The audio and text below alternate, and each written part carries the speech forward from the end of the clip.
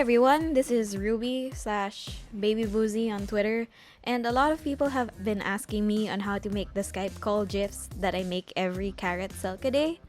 So here is my tutorial for how to make a Skype call GIF.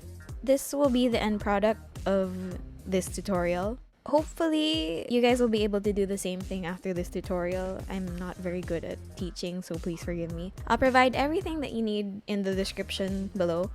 So first, what you're going to need is your two video files where you're gonna collect your video from. For example, I'm going to use Woozy and Hoshi's 24-hour idle thing. I forgot what it's called, but it's a 24-hour idle thing. First, you take your screenshots, and for people who use Macs, I use this app called Adapter, and what it does, it takes frames from the video that you want. For Windows, I know that there's a better option. I'll provide a link to how to make a GIF tutorial down below just so you can find the proper software for Windows. But for Mac, this is the best thing that you can use. I already took the screenshots, but I'll show you guys my settings. First, I like to keep track of the folder so you can get the pictures for Photoshop later. And for the frame rate, since most videos are 25 frames per second, I get 25 images per second. For the resolution, I like to keep it the same as the source so that I can adjust it in Photoshop. And here's where I change the time. Usually I get a 4-second increment. Usually I look for the time before I select. What I chose from here was the 1 minute 20 second mark. Once that's done, you can click convert, and the folder, you'll automatically get this folder with all of the pictures that you need. Okay, once you got your photos and images, you can open Photoshop. And I use Photoshop 2015, but for older versions and newer versions, it still works.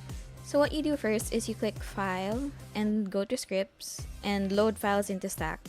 This will open up all the images that you need. You go to the folder that has your files and you select every photo from your first set of photos. Then you click open and it already has everything here from 1 to 100.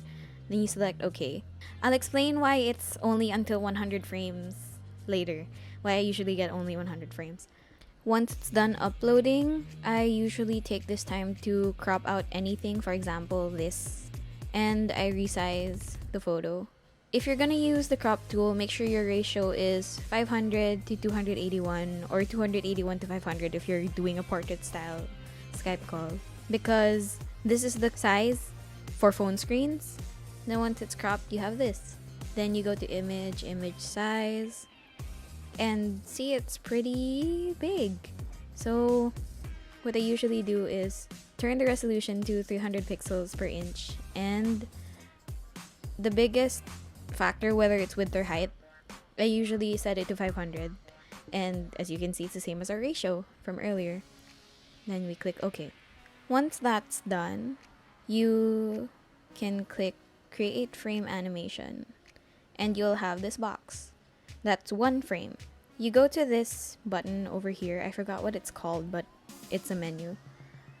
You click that and you find the option that says make frames from layers. Once you click that, it'll turn all your frames here into layers. The problem with this though is that it makes the first frame the last frame in your set. So what you do is you go to the menu again and click reverse frames, and it'll set everything in order. Once that's done, you select the first 50 frames and put them into one group. The shortcut for this is Command G for Mac, and for Windows it's Control G. I'll explain why you need to group them later. Once that's done, you can do it to your second set of photos.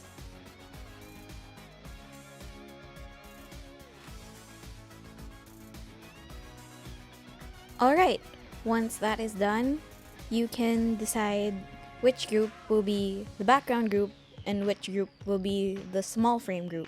Now, from the finished product, you can see that there's a bigger picture and there's a smaller picture. This is the reason why we divided into two groups, so that you know which one will be the bigger picture and which one will be the smaller picture. So for me, I like to make Hoshi's first 50 frames the bigger group, and then the next group I label it as small. For the other group, you do the opposite. This is so that it's easier to keep track of which group is which. Then once that's done, you go to the menu and click select all frames from your second set of photos. Then you click on the menu again and select this option, copy frames. Go back to your first set, select all frames again. Go back to the menu and click on paste frames. Now you're going to be welcomed with this set of options. Click paste over selection because the default setting is usually paste after selection and it puts it at the end of the set. So click OK. You will have this. Next, you make sure all of the big frames are on the lower half of your layers so that they're in the background while the small frames are in the front. Click on your cursor tool and make sure this is selected. Show transform tools. The reason why that's selected is so that these squares you use for adjusting, they will appear on your screen. Select both the small frames, and while the small frames are highlighted, you click Shift on your keyboard and drag the resize so that you can adjust the small frames. And the reason why you need to click Shift is because if you don't click Shift while dragging, it's going to distort the pictures. Afterwards, you can go and drag the selection to wherever you want it. I want it to be here because this is the empty space. Then you click this check mark so that it will set. Now you click select frames all again. Select all frames. Okay, so once you've set the smaller images and the bigger images, it's basically done. At this point, you guys can add adjustments like brightness, saturation, whatever. But for me, this is already pretty set. So what I do is select all the frames and go to the menu again and flatten frames into layers so that the picture can compress onto the bigger picture. And you will get these layers. Once that's done, you select the first frame here and the first frame here and go to actions. And I've downloaded this sharpen action set from a Tumblr GIF maker.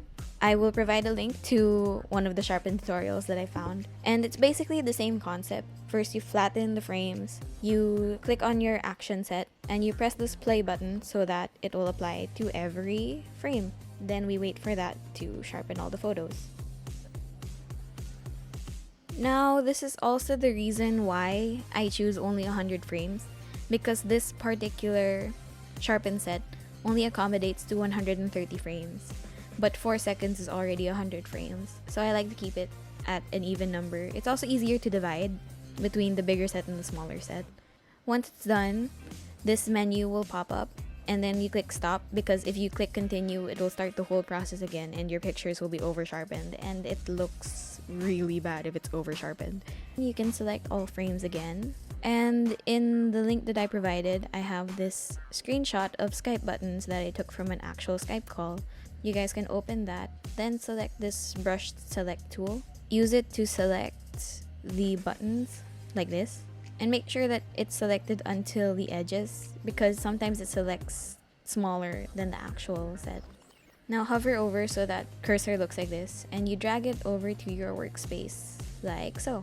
What you get are your buttons over there, and what you do is click shift and adjust again so that you can resize, and make sure to move it to the center. So once it's set, you guys can click the check button and it's already there. You can adjust it to move lower or higher. And if you're happy with your set, that's basically done. So what you do now is go over to this area over here in the timeline and click the arrow. This will set the frame time for your GIF. I usually put it at 0.04 because it's kind of fast, but the standard GIF time is usually between 0.05 to 0.07. You see this bottom part over here where it says once? That means that it'll only play the GIF once. So what you do is click the forever option. Once you're done setting it to forever, you can go to File and Save for Web. For 2015 version and above, you have to go to Export, then click Save for Web. For other versions, Save for Web is already on the File menu. I don't know if Twitter changed their size limit for GIFs, but I usually like to keep it below 5 MB so that it's easier to upload onto Twitter. Right now, it's at 7.5. What I usually do is I go to image size and adjust it so that it will go below 5, like so. When you're happy with that, you can click save and then save the GIF as, I'll save it as Sunhun Skype 2 and click save. Once you're done with that, you have your GIF right here. Ta-da! And that's my tutorial on how to make a Skype GIF. Again, I'll put everything that you guys need on the description below, and I hope you guys are able to learn from my rambling tutorial, and I'll see you guys soon.